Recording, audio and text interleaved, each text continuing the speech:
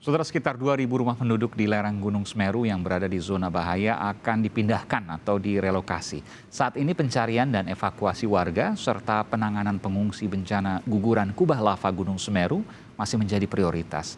Bagaimana kondisi penanganan korban pasca bencana? Sejauh mana mitigasi bencana yang dilakukan terhadap warga di lereng Gunung Semeru oleh pemerintah daerah setempat? Kami akan perbincangkan hal ini bersama Bupati Lumajang, Thoriqul Haq. Selamat malam, Pak Bupati. Selamat malam. Assalamualaikum Mas Aiman. Waalaikumsalam warahmatullahi wabarakatuh. Pak Bupati, prihatin atas apa yang terjadi, bagaimana tanggap darurat yang dilaksanakan di Lumajang sejauh ini? Terima kasih Mas Aiman atas keprihatinan dan rasa persaudaraan sesama kita, masyarakat yang hari ini terkena dampak erupsi Semeru. Saya ingin sampaikan bahwa saya sekarang berada di Kecamatan Pronojiwo. Ya. Kecamatan yang terputus karena jembatan Perak hancur. Dan saya 2 kali ini bisa sampai di Kecamatan Pronojiwo. Saya tadi langsung ke lokasi Desa Supiturang di Dusun Sumbersari yang memang ingin saya pahamkan kepada masyarakat bahwa di Supiturang ini masih betul-betul belum aman. Tapi apa yang terjadi ketika kami tadi berada di Desa Supiturang dan menuju ke arah Dusun Sumbersari, ada banyak mobil yang lalu lalang, ada banyak kendaraan yang lalu lalang, ada klub motor, klub mobil yang tujuannya mulia akan memberikan bantuan yang akan langsung sampai kepada titik Dusun Sumbersari, tapi bahwa mereka belum paham Sumbersari ini masih harus kita pahamkan masyarakat harus berada di tempat pengungsian. Oke. Karena lahar atau guguran awan panas yang ada di atas itu masih menumpuk. Dan tadi ketika saya berbincang dengan masyarakat, sungainya itu justru sekarang lebih tinggi daripada pemukiman dan persawahan. Oke, tunggu sebentar Pak Bupati. Artinya begini, warga-warga yang dari luar kota ini mungkin di luar Lumajang ya, yang hendak memberi bantuan, tadi Pak Bupati katakan ada klub motor, klub mobil, dan lain sebagainya, termasuk warga-warga yang lain, ini justru memasuki daerah yang berbahaya. Iya, ini daerah titik utama guguran awan panas itu, di Desa Supiturang di Dusun Sumbersari ini. Bukankah dijaga di sana Pak? Jadi nggak bisa masuk sembarangan? Ya, di depan sudah ada penjagaan. Tetapi memang ini kan antara orang yang ingin menyumbang. Ya. Dan kami yang menjaga dengan segala dinamika masyarakat yang ada di sini. Ada masyarakat yang kalau siang itu kembali ke rumah masing-masing, kalau malam ke pengungsian. Karena ternak dan lain sebagainya ya? Ya, begitu ditanya apakah bantuan sudah sampai, mereka menyampaikan, iya belum sampai bantuan. Oke. Nah, sementara kami pada prioritas, tidak mungkin kami akan memberikan bantuan pada siang hari, di mana mereka ketika malam hari harus balik kembali ke tempat pengungsian. Saya khawatir saja begitu terjadi hujan. Atau kalau hujan itu terjadi di atas, kita tidak tahu di bawah. Tiba-tiba lahar dingin datang. Itu radius berapa Pak itu yang tadi Bapak katakan kembali ke rumah itu? Radius berapa itu? Ya sekitar radius 10 km. Oke, masih wilayah zona bahaya ya, sampai 11 km ya? Sangat membahayakan, tidak hanya soal zona yang 10 km, tetapi sungainya sekarang itu sudah ada penumpukan awan panas yang lebih tinggi berbanding pemukiman, berbanding persawahan. Lalu apa yang dilakukan Pak Bupati soal ini? Nah, saya tadi berkeinginan untuk datang ke Dusun Sumbersari itu untuk menyampaikan kepada masyarakat, mengajak ayo ini bencana ini bersama-sama, risikonya bersama-sama. Saya ingin pahamkan, ya ada beberapa masyarakat yang mungkin belum mendapatkan bantuan, tapi bahwa itu keadaan 1-2 problem yang memang harus kami selesaikan. Tapi secara keseluruhan sudah banyak masyarakat yang dapat bantuan, secara keseluruhan, secara gambaran umum, masyarakat sudah terfasilitasi dengan sarana pengungsian, dengan segala keadaan yang memang ini darurat. Nah, saya ingin sampaikan itu kepada masyarakat, tetapi mungkin ada masyarakat yang langsung konfirmasi kepada pihak-pihak tertentu, komunitas, sehingga ada banyak komunitas yang ingin langsung kepada titik sasaran. Padahal itu titik sasaran yang menurut kami harus kita sterilkan untuk supaya pada keadaan darurat tertentu betul-betul masyarakat dalam keadaan aman. Baik, Pak Bupati, saya ingin putarkan sedikit soal kita bicara ke belakang sedikit bahwa PVMBG itu menyatakan bahwa telah memberikan peringatan. Tadi barusan saya juga berbincang dengan Kepala PVMBG, Bu Andiani, dan kemarin juga mantan Kepala PVMBG yang juga ahli vulkanologi Surono juga mengatakan bahwa 1 Desember lalu telah disampaikan peringatan dini terkait dengan bencana yang mungkin terjadi. Saya akan putarkan pernyataan dari Surono berikut ini. Apakah ada warning? Ada 1 Desember sudah kontak-kontak kok pengamat dengan BPBD ada pengungsi. 1 Desember 2021 beberapa hari lalu. Iya, tanggal 1 Desember. Tetapi awan panasnya baru 2000 meter. Belum nyampe ke bawah, sudah ada pengungsian. Apakah ada warning? Semua, Mas Aiman, saya bikin itu, saya pasang seismik di sana. Sinyalnya bisa dimonitor dengan ini walkie-talkie. Kalau ada lahar datang, wing, orang pada keluar dari sungai Besukobokan yang nambang. Tapi apakah kemudian jatuhnya sampai 11 km seperti yang terjadi pada saat ini tidak bisa terprediksi? Bukan, itu bisa. Karena apa? Ini yang paling dini. Peta ini menunjukkan bahwa itu bisa akan terjadi. Ini sudah ada. Kalau nggak ada peringatan dini, ini yang dini dari yang dini, Mas. Pak Bupati, disampaikan bahwa sesungguhnya seharusnya bisa terprediksi. Tapi kenapa kemudian hal ini kita sama-sama kita lihat ya di tengah keprihatinan yang kita alami saat ini sama-sama. Kenapa kemudian hal ini seolah-olah tidak terprediksi, Pak Bupati? Apa penjelasannya? Ya, dan peringatan sudah disampaikan. Oke, PVMBG memang sering memberikan warning kepada kita, pemerintah, BPBD.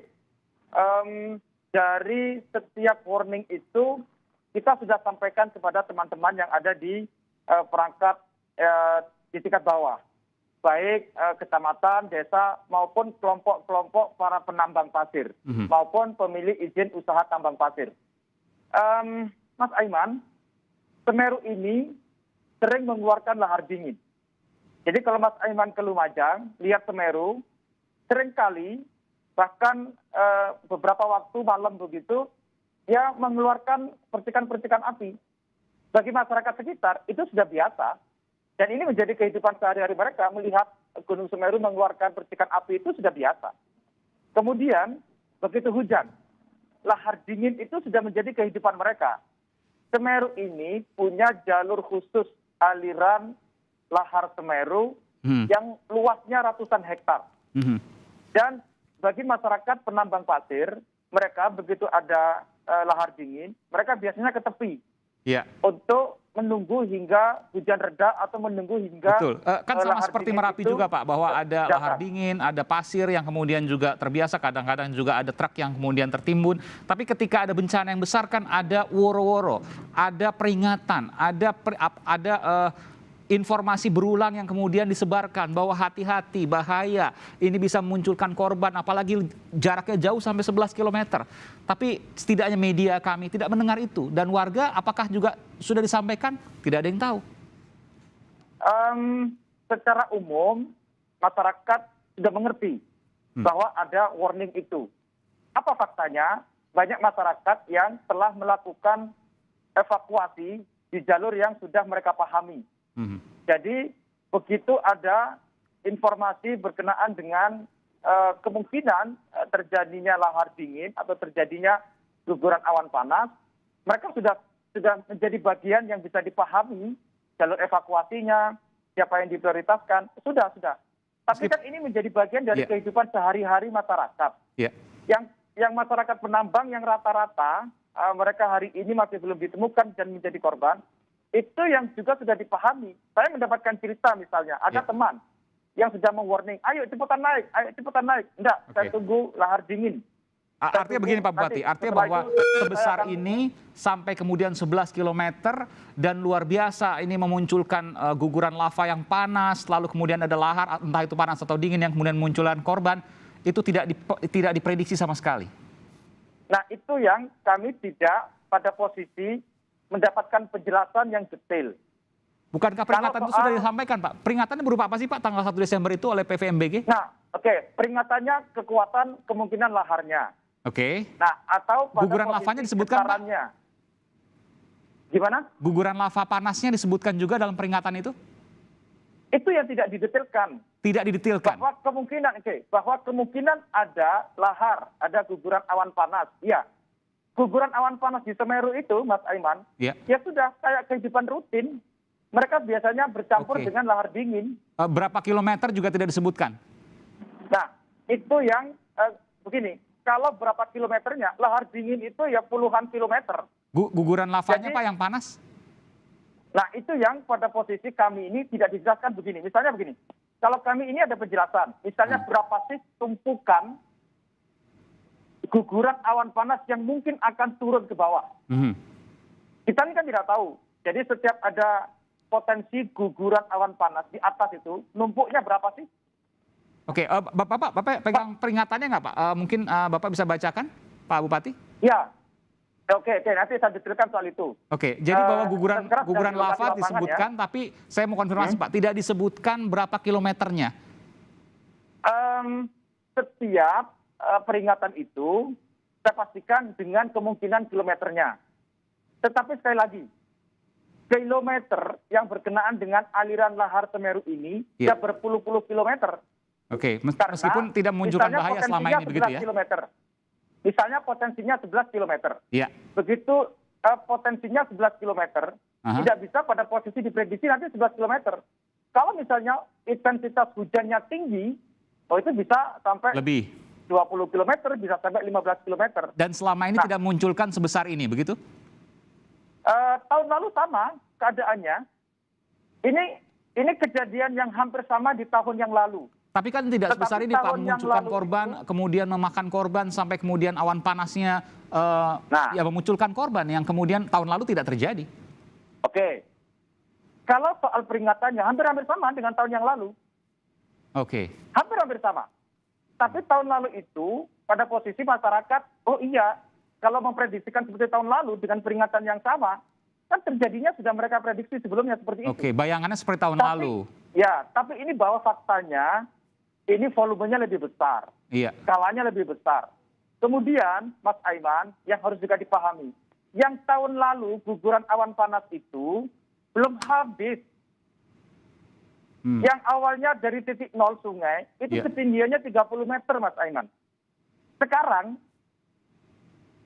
sungai yang kedalamannya 130 meter, yang kedalamannya 150 meter. Contoh misalnya jembatan Perak, itu sekarang ketinggiannya, guguran awan panas itu pada posisi pondasi. Jadi begini, Pak, saya simpulkan begini, ini untuk kejelasan kita bersama, karena banyak juga kemudian menyatakan bahwa kenapa sudah diberi peringatan tapi tidak melakukan evakuasi atau pengosongan dan lain sebagainya. Jadi peringatan itu dilakukan tahun lalu sama seperti yang saat ini. Dan tahun lalu tidak terjadi apa-apa, tapi sekarang luar biasa. Meskipun peringatan itu ada.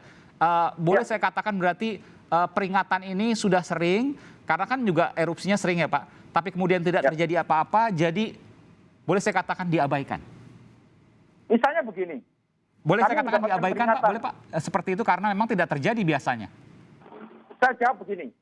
Misalnya kami ini sekarang mendapatkan peringatan. Ya. Jalur Laut Selatan punya potensi tsunami. Apa kita ini sekarang mau mengungsikan ribuan orang yang ada di potensi tsunami? Kalau terjadi kan luar biasa itu, Pak.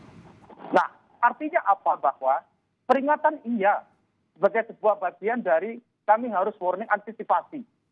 Tapi kalau misalnya tanggal 1 peringatannya, kejadiannya sekitar tanggal 4. Kami melakukan langkah-langkah pada posisi mengkosongkan semua. Sementara ada kejadian tahun lalu dengan warning yang sama pada posisi tidak kejadian seperti sekarang ini.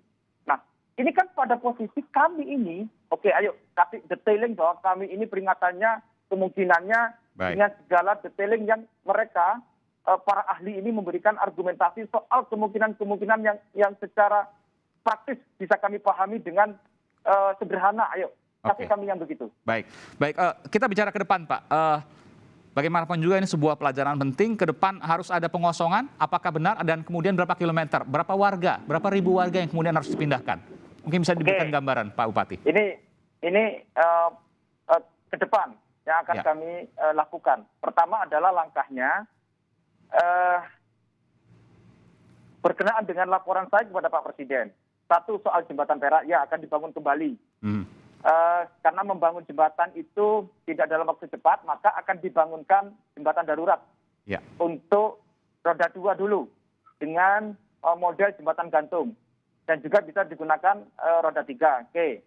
Kemudian berikutnya akses menuju Kecamatan Pronojiwo, akan ada jalan alternatif melalui kecamatan lain. Nanti akan dibangun jalan yang lebih layak untuk kendaraan umum, roda 4. Ini akan menjadi akses soal relokasi, Pak Bupati. Pronojiwo. Kemudian yang ketiga soal relokasi. Saya sudah laporkan kepada Pak Presiden dan Pak Presiden setuju. Akan ada relokasi. Nah, cuman pertanyaannya siapa yang direlokasi? Berapa kilometer? Oke, tadi saya berbicara dengan masyarakat di Sebeturan untuk memastikan bahwa, ayo saya tanya, kalau di sini terus bagaimana Pak, kita khawatir. Oke, kalau begitu mau relokasi? Mau. Sekarang tempatnya bagaimana? Ya jangan jauh-jauh Pak. Nah, sementara kita mau cari tempat kan harus mencari lokasi yang memungkinkan untuk dijadikan pemukiman. Itu soal tempat Pak, tapi yang direlokasi rencana berapa kilometer Pak nanti? Oke, maka ketemulah salah satunya adalah lahan perhutani. Misalnya di daerah desa Sumberwuluh yang ada di Kampung Renteng. Mereka sudah kita lakukan dialog, mereka mau akan direlokasi di tempat di satu desa itu namanya Jatian. Itu miliknya perhutani. Baik. Berapa kilometer yang berapa warga di berapa kilometer, radius berapa kilometer yang akan dievakuasi atau direlokasi, mohon maaf, di Pronojiwo ya? 20 kilometer. Sampai 20 kilometer? 20 kilometer dari titik 0 Semeru ya. Bukan 20 kilometer dari titik mereka yang sekarang terjadi bencana, tidak. Tapi itu masuk di zona aman atau masuk di zona yang direkomendasikan untuk menjadi pemukiman. Baik, 20 km dari titik 0 puncak Semeru ya, itu yang akan direlokasi, terutama di wilayah selatan di daerah Pronojiwo, kurang lebih seperti itu ya. Baik, terima kasih Pak Bupati Lumajang, Thoriqul Haq, sekali lagi prihatin kami dari seluruh bangsa untuk... Mohon doa selalu. Amin Pak, mudah-mudahan selalu diberikan kebaikan dan kemudahan terkait dengan tanggap darurat dan juga logistik yang ada di sana. Tentu ini juga seluruh Indonesia tentu akan membantu terkait dengan hal ini. Juga ada bencana-bencana di daerah lain seperti di Lombok, di Kalimantan juga tentu kita sama-sama bahu-bahu membantu. Terima kasih Pak Bupati Thoriqul Haq, Bupati Lumajang telah bergabung bersama kami di Breaking News Kompas TV. Sekali lagi terima kasih Pak Bupati, selamat malam.